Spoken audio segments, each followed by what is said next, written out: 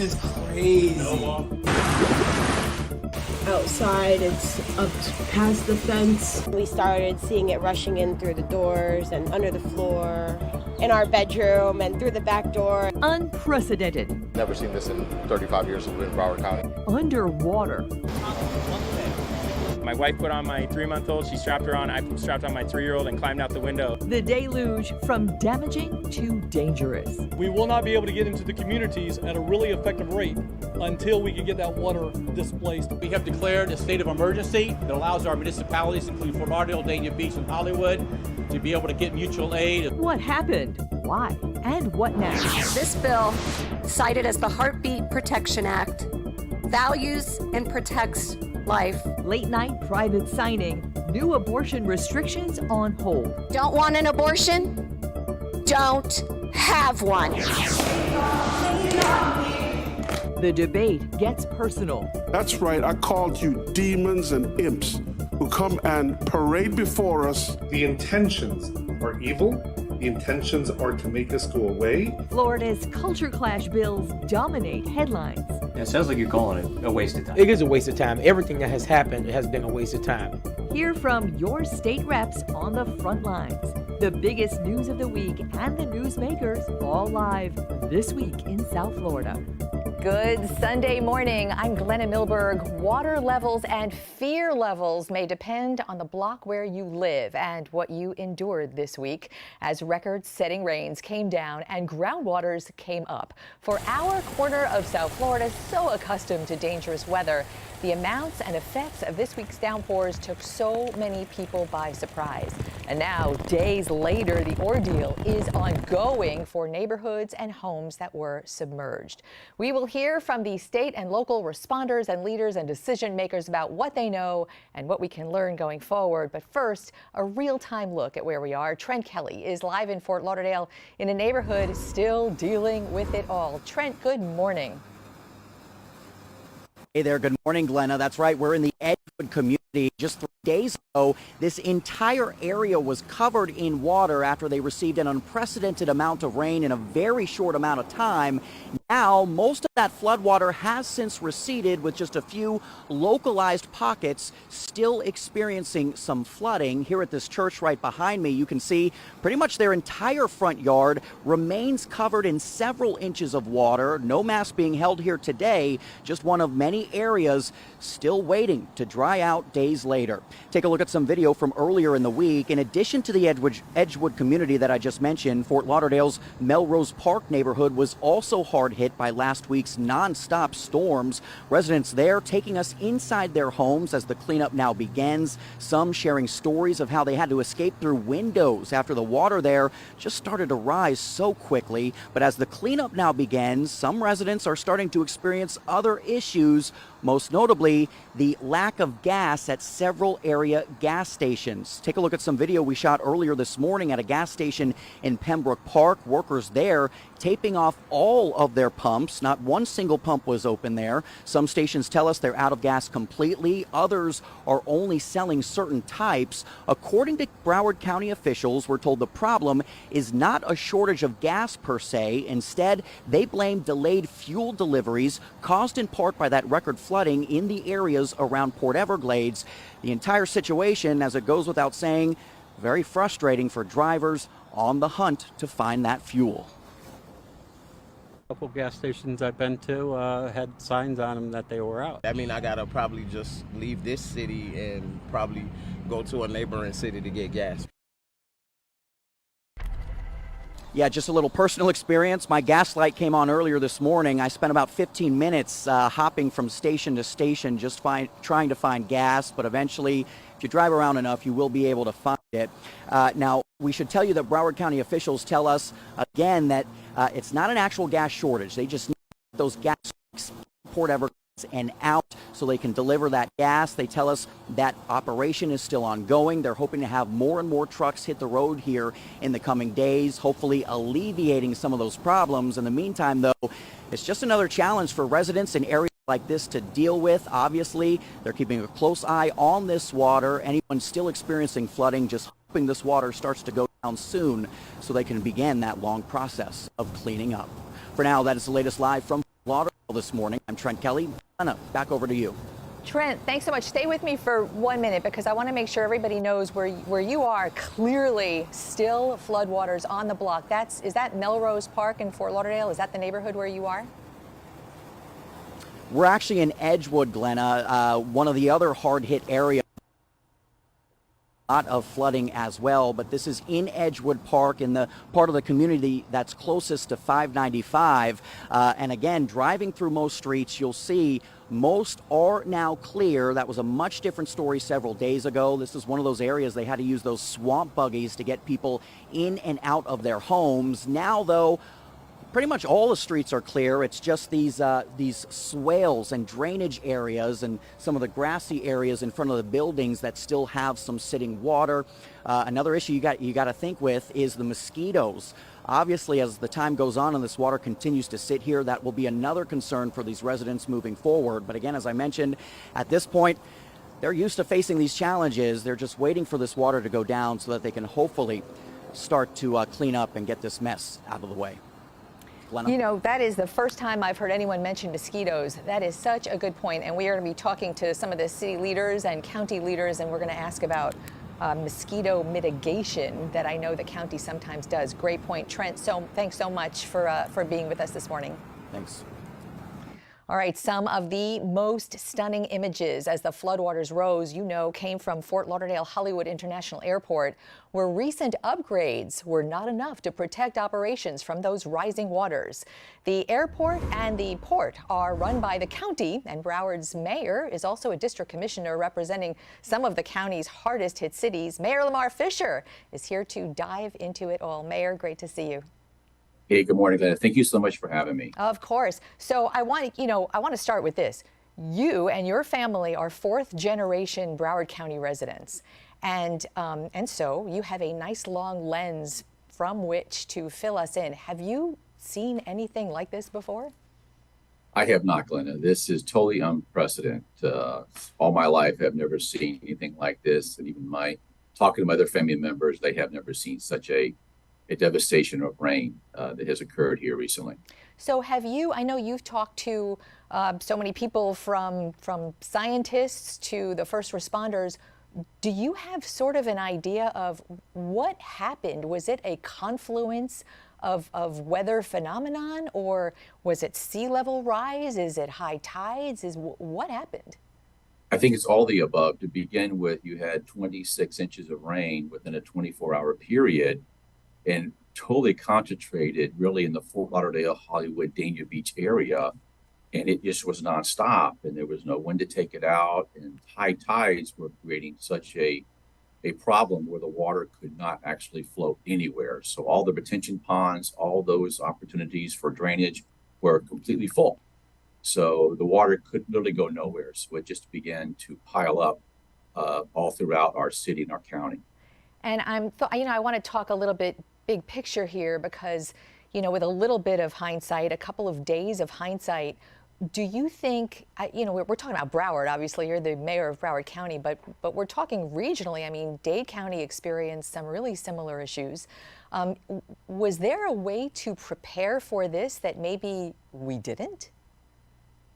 I can tell you that our Public Works Department, 2 days prior to the storm coming, did indeed went to clear drains, clear street, clear debris, again, 2 days before the event occurred. But again, we just couldn't prepare. I don't think anybody could have prepared for the amount of rain that hit us, unfortunately, but we tried our best. And I think we now learned on what we can do maybe in the future, whether it be more drain cleanliness. I mean, you could have all the pumps in the world, for instance, at our airport, and it would not have made a difference because our airport was completely flooded. Both runways were solid water. So let's talk about the airport for a moment. And I don't know if you can see that we are looking at some video of just how flooded not only the runways, but the entire airport. We saw a video of passengers literally walking through the floods to get out of the airport, leaving their car behind. But the airport has had some upgrades in the past, 5 years. There's a project on the drawing board let's talk about Edgewood, where our reporter Trent Kelly was this morning. There was a drainage project ongoing, just started about a year ago there. I know that's a city project, not a county project. Correct. But the point Correct. of all of this is all of these really well-meaning and pricey projects going on. Is there really a way to build and infrastructure the way out of another potential crisis? Is that even possible? I do believe so. As you stated, our Fort Lauderdale Hollywood International Airport is going through a master plan opportunity, and now we're kind of in the beginning stage. So now we can look at this event to see how we can make that project better from people movers, etc. But more now with drainage issues, and Edgewood was just devastated. I was talking to 3 residents on Friday at a press conference, and their outlook was obviously positive because they were resilient and bringing the community together. But that drainage project that Fort Lauderdale is doing, of course, is not implemented yet. So they don't have the advantage of having that done yet. But once that's completed, I feel that will help mitigation in the future of this type of project, a problem that we went through.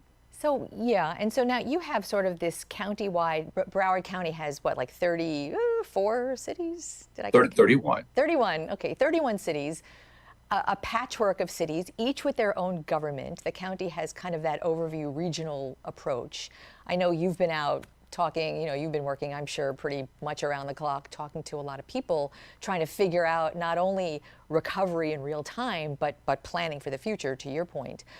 Do you see any differences in how a city handled it? The cities are really different. You have, edge of the Everglades cities, you have coastal cities, you have landlocked cities, low, high, everything in between.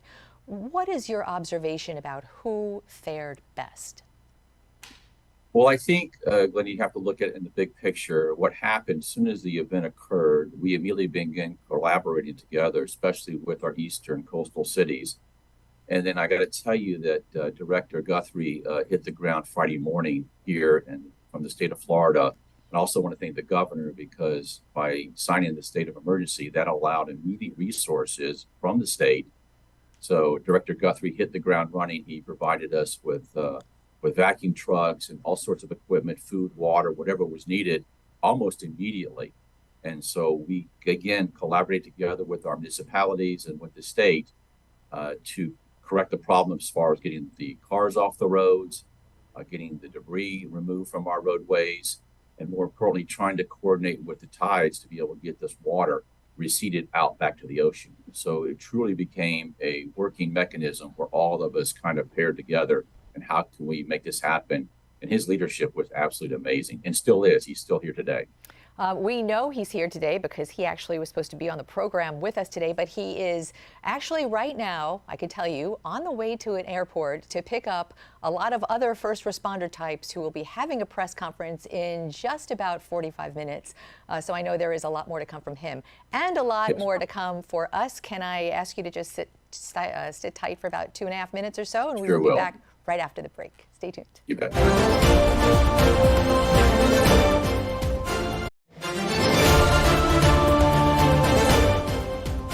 We are back with Broward County Mayor Lamar Fisher, all about the rains, what happened, the flooding, what may be to come. Mayor, I wanted to ask you a question that came up in our earlier live report from Edgewood. I'm not quite sure if you might have heard Trent Kelly's report, but he mentioned residents want to know about mosquitoes because all of that standing water, I mean, we're in April, but it sure does feel like summer. That may be another little crisis to come in the next hours or days. What is, if anything, is the county doing about that?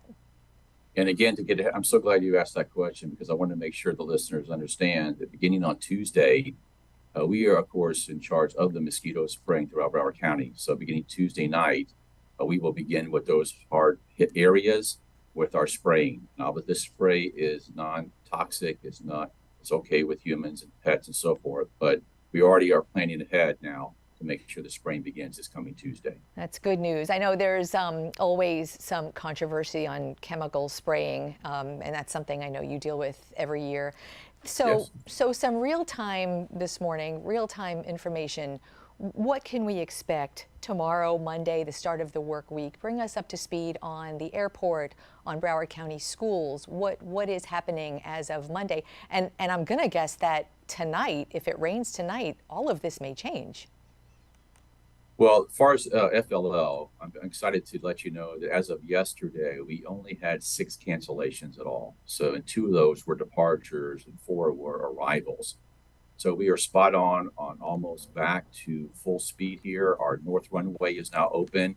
Although it's a 9,000 feet runway, it's now at 7 because we have our mass blocks that need to be replaced. But once we remove those, it'll become an 8,000 feet runway. We had Air Canada, their Airbus land yesterday on the north airstrip. So we are absolutely in good shape when it comes to FLL. Port Everglades as well. I spoke to Director Jonathan Daniels this morning. Cargo and fuel, and mainly jet fuel, is 100% now. And we are getting the tankers in and out the best we can to get those gas stations filled too. I want to thank Tampa and Cape Canaveral. They stepped up and they have mutual aid, and they brought their tankers of gas to fill that backlog, especially the Palm Beach County area for us. So that was a great opportunity to be able to collaborate with them. But more importantly, it is steady now, and all the gasoline stations should be full within, of course, 24 hours. So we're happy about that. Great news. I know a lot of people in Miami-Dade County were also experiencing gas shortages at the pumps in Dade County. I guess a lot of that must come from Port Everglades. It does. Port Everglades does service, of course, the direct fuel right to Miami International Airport, for instance, and that is flowing fine along the Palm Beach International Airport as well.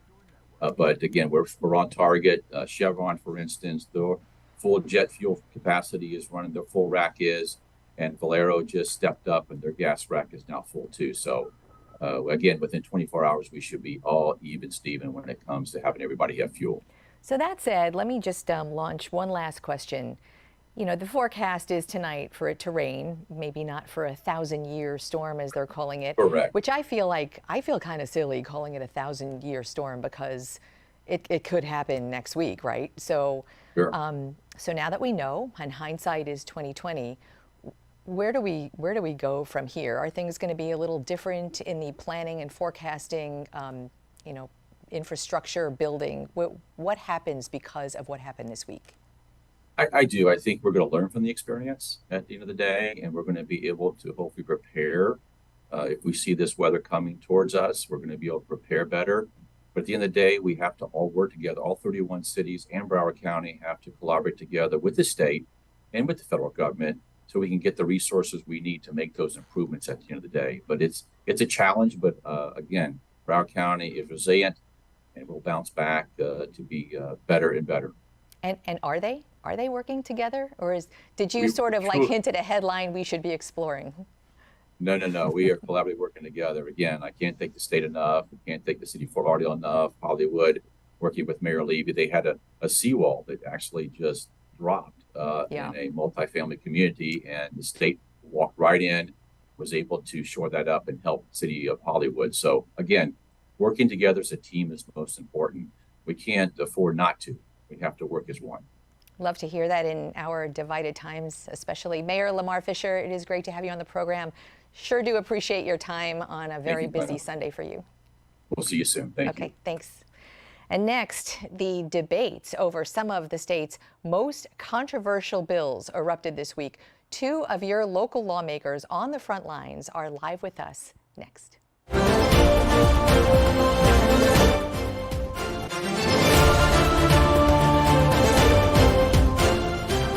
To go in the state legislative session, and some of the most controversial bills are coming in for a landing, fueled by the Republican supermajority, signed or about to be by the governor, and not without hours of debates and some serious protest. We continue to host as many South Florida lawmakers as we can to talk about their positions and their votes for you.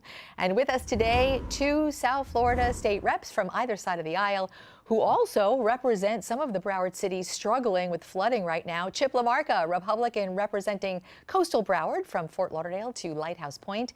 Hillary Cassel is serving her first term, a Democrat repping Dania Beach, Hollywood, and Hallandale Beach. And it is really good to see you both today. Thanks so much for being here. Glad to be here. So we'll get to bills. Nice to be here. Thanks for having us. Of course. We're going to get to the bills in just a minute. I want to sort of just stay with this kind of weather phenomenon that both of you have constituents suffering at the moment. Chip, LaMarca, let me start with you. You were both in Tallahassee when this happened this week. Take us through how this news of this unfolding calamity bubbled up to the state legislature. How did you hear this? Well, Wednesday evening, I was coming back, leaving the Capitol, and got a phone call from some folks in Fort Lauderdale. I spoke to Greg Chevarria, the city manager in Fort Lauderdale, who he and I have been in contact every day since this happened, as well as the District 4 Commissioner Warren Sturman, who's down in the south part of the city where all the flooding really was. And we work directly with the state, with Kevin Guthrie at the Division of Emergency Management, which we want to thank him first for his amazing work through COVID and then hurricanes, and now we have these weather events like this, and it's really about connecting resources. And the city has been in contact with us and asking for what they need. And I know that the county had an issue with the emergency order, but ultimately got that worked out. And the Mayor Lamar Fisher and Mayor Dean Trantelis have been in contact with the state, and the resources are flowing now.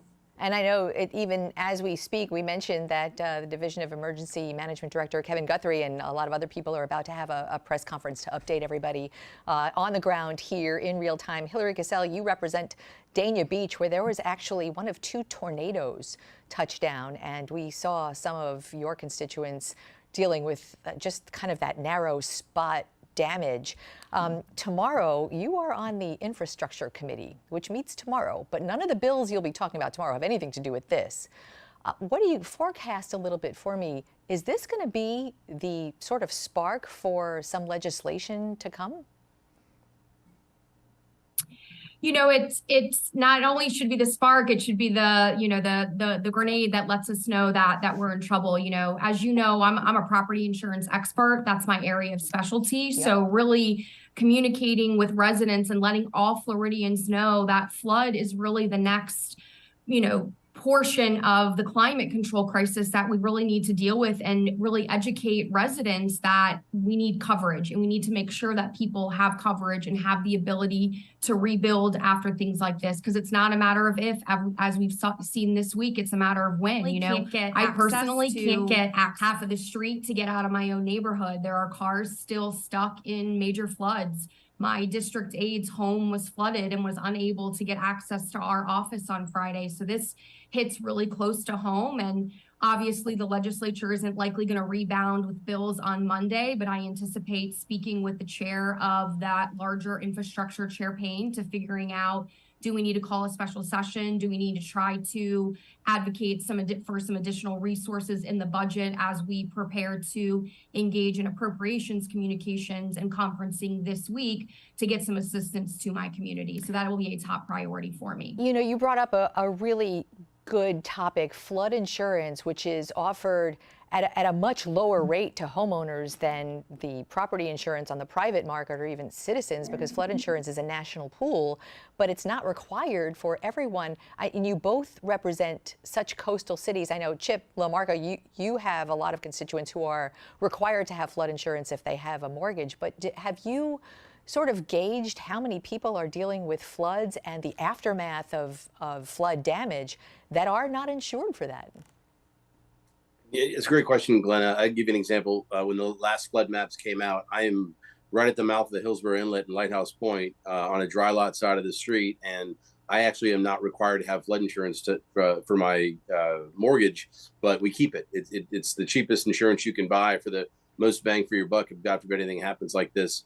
And it's something that we really need to look at. I mean, going back to 2007, 2008, we talked about a national catastrophic fund and what is going on wrong with the flood process in DC.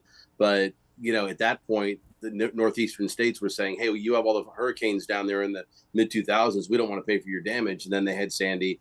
Every other state has some type of calamity that hits them from a natural disaster perspective. And I just think it's something we should look at as a federal model. I mean, obviously, we've got to figure out what the affordability number is, but ultimately, we can't have people that are unprotected, and we got to make sure that that we have a product that they can purchase that, God forbid, something like this happens, that they'll get relief Yeah, you know, I actually remember reading about some of that when the state was considering that pool. And I think I remember there are 5 states, and I don't remember which ones, 5 states are the only states that don't have some kind of calamity like tornadoes or fire or flooding or something like that. So maybe that's worth revisiting. Hillary Cassel, we had so many talks about property insurance on this program with you and others. And I know there is a bill on the books, on the table right now, to sort of hold insurers accountable for lowering rates after the last 2 in the last year bills that went through to help them survive as businesses. Where is that in the process? So it's still working its way through its committee. I don't serve on any committees that will hear that bill. The first time I will likely hear that bill will be if it makes it to the House floor. I have had an opportunity to review it, but this is something that I've been advocating for in the legislature prior to even being elected. I've been advocating as a consumer advocate for the last 5 years that insurance accountability is really one of the bigger problems. You know, it's very obvious that the reforms that have been passed over the last several years aren't actually the reforms that are necessary to bring people's premiums down.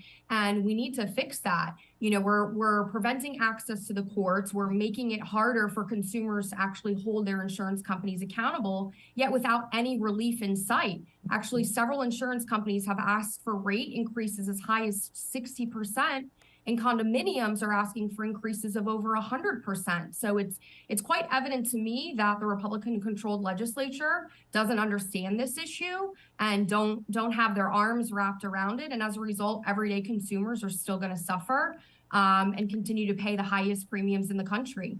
It's going to be a very tough year for a lot of people. I would love to get into some of the bills that actually one that the governor signed this week. We have a quick break and we will be back with Chip LaMarca and Hillary Cassel in a couple of minutes. Stay tuned.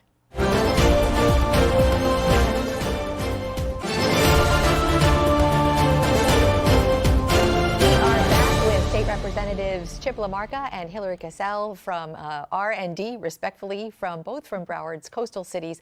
I want to turn now to some of the big bills of the week. And, you know, there's so much, I know, that goes on in session that is so bipartisan and so important for the state. And this session, some of those culture clash bills have really been sucking up all the oxygen in the room. This week, the governor actually signed the bill that makes pregnancy terminations a bit more restrictive to 6 weeks. And there was hours of debate before the preceding floor vote this week. You both voted no. All the Democrats voted no, but there were some very interesting votes from the Republicans, especially in South Florida. Chip LaMarca, you were one of those who crossed party lines. Take us through the thought process and your voting against that bill. Well, thanks, Glenna.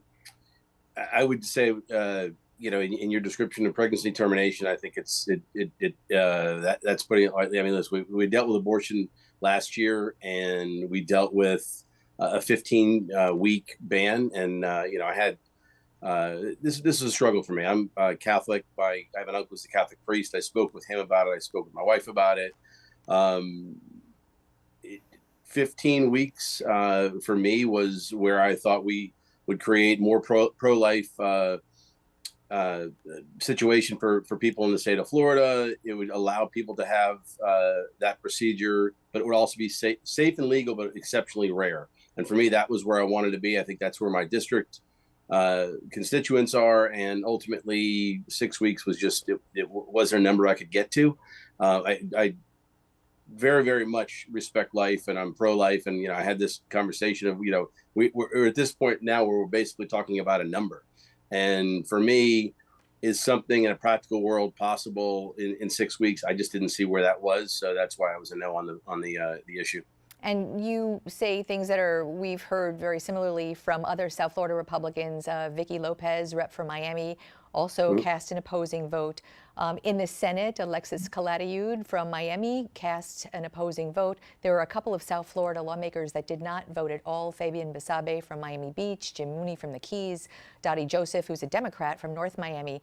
Hillary Cassel, this bill, all we talk about really when we report on it is the abortion restrictions. But I should say law because the governor signed it now. But there is millions in that bill for pregnancy support, for maternal support, newborn support. Did anything about those kind of components in the bill really make you step back and think about your vote? Thank you for that question. I do just want to highlight for people that are listening, while the governor has signed the bill into law, abortion access and healthcare is still available in the state of Florida. The law actually does not go into effect until additional factors come into play, which primarily is going to be the decision of the Florida Supreme Court in Planned Parenthood versus state of Florida. So I want to be very clear to those constituents and residents of Florida that are listening. It's still available. It's still accessible. While it's been signed into law, it is not in effect yet. Yes, and thank you very much for pointing that out. I appreciate that. But going back to your question, the reality is it's very smoke and mirrors what that $25 million covers. That $25 million is going to very specific what are being referred to as, pregnancy crisis centers, but they're all smoke and mirrors. They are people espousing religious beliefs. Many of them aren't actual medical providers. They are there to discourage women from seeking that access and making it more complicated. So all we've done, and Representative LaMarca mentioned it, and when he talked about his faith, is we continuously in the state turn our head away from the First Amendment, which is freedom of religion. And I also want to comment on the fact that Representative LaMarca did vote on the 15-week ban. And maybe if more Republicans stood up last year and voted no and stood up to the governor, we wouldn't be in a position where we're even considering a 6-week ban. But here we are because the Republican Party rubber stamped the 15-week ban, and now we're back. So the $25 million is smoke and mirrors for pregnancy crisis centers to keep people from accessing safe and legal abortions based on a violation, in my opinion. I would like to hear you respond to that, Rep. LaMarca. Yeah, Hillary's a friend, but I couldn't disagree more. The First Amendment is freedom of religion. It's not freedom from religion. People who have a faith in life and a belief in life, if they go to a pregnancy help center, ultimately that care, those millions of dollars, that $25 million is to help put somebody in a situation where they can afford to figure out how to deal with their job and their timing and resources to be able to have that child. I don't think I think smoke, we're talking about life. I don't think smoke and mirrors is something I would insert in this conversation. And as far as, my vote last year, like I said, I believe in life, but I think 6 weeks to me, it's a trap. And I want to go back to one of the things you said before about the members who did not vote. And I want to be very careful about this because Representative Mooney was dealing with a family crisis, an accident in his family, and he was not there. But anyone who took a walk in that vote, I have a real problem with that because this is one of those things you can't hide, you can't walk away from. You're either a yes or you're a no because your constituents deserve better. Hillary was where she was, on it, and I was where I was on it for different reasons. But at least the constituents that we have know, and so someone to have taken a walk on that vote to me it's not good. I just want to mention to your point that I ascribe no judgment to who did not vote, and I know Representative Mooney had family issues. I believe Representative Dottie Joseph also had a family issue as well. Fabian Basabe, I don't know why he didn't vote, but he did not. Hillary Cassel, what that representative said during the week, kind of pointed his finger at Democrats for not compromising on what he felt would be a 12-week limit. Your response to that?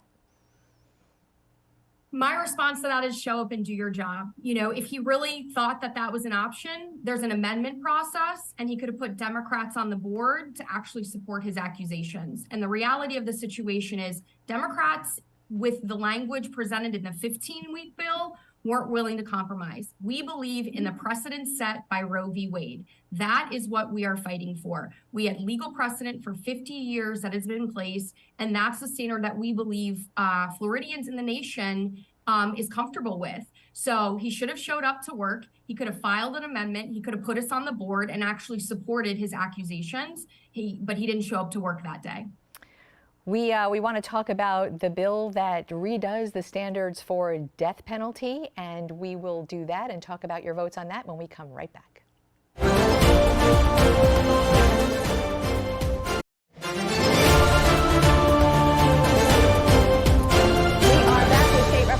Chip LaMarca and Hillary Cassel, both of Broward County, talking about the big bills this week. One in the House that passed the House was to redo the standards for Florida's death penalty. No longer will it need to be a unanimous by the jury if the governor signs this. Instead, 8 out of 12 jurors, a direct outgrowth of what happened in the sentencing phase for the Marjory Stoneman Douglas High shooter. You both voted yes on this bill. Hillary Cassel, let's start with you. Just take us through that vote. Sure. You know, it was somewhat of a difficult decision for me. I've struggled with my views on the death penalty, but I'm a former assistant state attorney here in Broward County. So when we talk about beyond a reasonable doubt, I understand what that means in practical application. And where we have inequalities in our justice system start well before we get to that place of a 12-0 guilty unanimous verdict, which this death penalty bill still requires. And it still requires beyond a reasonable doubt, and it still requires a 12-0 vote on aggravating factors. Where most people's issues, and my issues, frankly, with our justice system and where those cracks lie is the guardrails that are in place when we arrest and making sure that we have the right person at the table. And that comes into play in making sure that also people have access to good lawyers, making sure our state attorneys and our public defenders are well funded so they can keep good talent to make sure that people are getting the best advocates on both sides and have the experience necessary to make sure they're actually prosecuting the right person. So when we get down to an 8-4 verdict decision in death penalty, really what we're talking about is making sure everything that we do leading up to that is done, whether it's training our police, making sure biases are uncovered during training, making sure they have psychological care during it. But for me, at the end of the day, in addition to what happened at Marjory Stoneman Douglas, you know, we need to have justice at the very end result. And I do think our community and those families were robbed of that justice in this particular situation. And at the end of the day, that's why I voted yes for all those reasons. Chip LaMarca, take us through your vote. Again, a real look inward as a representative of this district and someone who's been involved in the political process for a long time. But again, as a Catholic, I look at where the church is going, and I have to make my decisions based on where I think what Hillary said was really important with respect to the process getting there. But if ever there was a case where you have absolute proof and you have everything, all of the facts aligning, and you understand what the punishment should and could be for this situation at Marjory Stoneman Douglas. I mean, I've had the opportunity, it's unfortunate why I had the opportunity, but to speak with and work with parents like Tony Montalto and Ryan Petty and school members Hickson and Aladef. And, when you have people on the left and the right and in the middle, all kind of saying the same thing and looking at the process and the system where it ended up, and then you have, again, at the end of this process, when we took our votes, you have representatives like Cassel and Daly and other people who were, conflicted on it as I was, as far as what the death penalty means, but what this means. That's how I got there. And I mean, I think if you're going to have a death penalty, this was the case to have it. And if you're just going to, find ways to get around it, then just eliminate it altogether. But ultimately, I think it should be in extreme cases, and this was absolutely an extreme case where there's a lot of terrible loss and lack of closure for these families. And I don't want to see that ever happen again in the state of Florida. In the short time we have left together, I want you both to listen to something that one of your colleagues said in committee this week as that committee took up one of the bills that would really change things for transgender community as far as state paid health care and a lot of other rules and regulations that they feel targeted by. This is State Rep Webster Barnaby from Deltona. Take a listen. The Lord rebuke you, Satan, and all of your demons and all of your imps who come and parade before us. That's right, I called you demons and imps who come and parade before us and pretend that you are part of this world. Chip LaMarca, I know this is, I apologize for asking this question to colleagues, but I think on behalf of your constituents, it's important to hear, your reaction to that. I was in the committee. I was more than put off. I was appalled. It seemed to go on forever. I kind of sat and I said, all right, when is it going to stop? I don't always agree with a lot of the activist organizations that surround our LGBTQ community. I have many friends and many constituents who I respect in it to a great deal and work with on a lot of issues from the LGBT community. And I would just say that it was totally out of line. It was unacceptable. It shouldn't have happened in committee. I don't know that anyone thought it was, anybody could have predicted that. And I do believe that, it was uncalled for, and that's not how I feel. That's not how the vast majority of any Republicans I've ever met in Tallahassee or worked with. I mean, people may have strong conservative views and may differ with some of these issues, but that's not a place for this. I mean, we go to Tallahassee to work together, and we're expected to work together on like the next bill that comes up. As Hillary said, I mean, we went from abortion to kid care, which is a tremendous priority of mine, and we got some great work done on that. You can't do that if you burn bridges. And for me, that wasn't just burning a bridge; that was, blowing it up. Hillary Cassel, I will say that the representative did eventually apologize for that. You're not on that committee, are you? You weren't there. I was not. But you heard about it or saw it, because it dominated the headlines for a day, yes. And it should continue to dominate the headlines. That will never be easy to listen to. I am absolutely disgusted that the chair of that committee allowed that to continue to be discussed. These are members of the public. These are our constituents. This is the people's capital. This is where they come to tell us what they want us to do with their state, and to be treated that way, and to utilize religion. And again, I think this is very important to talk about. We are elected officials. There is a separation of church and state for a reason. And if you're pressing a vote button based on your religion, I said it in my debate on abortion, you're in the wrong job. You are here to help people and not place additional unnecessary burdens in their way because you don't agree.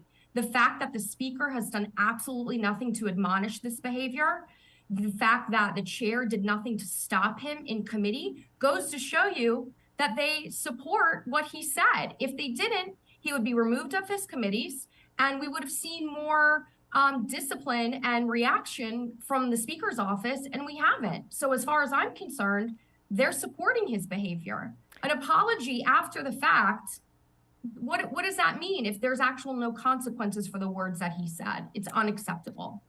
We are 3 weeks to go. I hope you both will keep in touch with us on other big things coming in for a landing. Chip LaMarca, Hillary Cassel, both state reps from Broward County. So great to have you aboard. Appreciate it. Good to be here. Thank you. And we will be right back.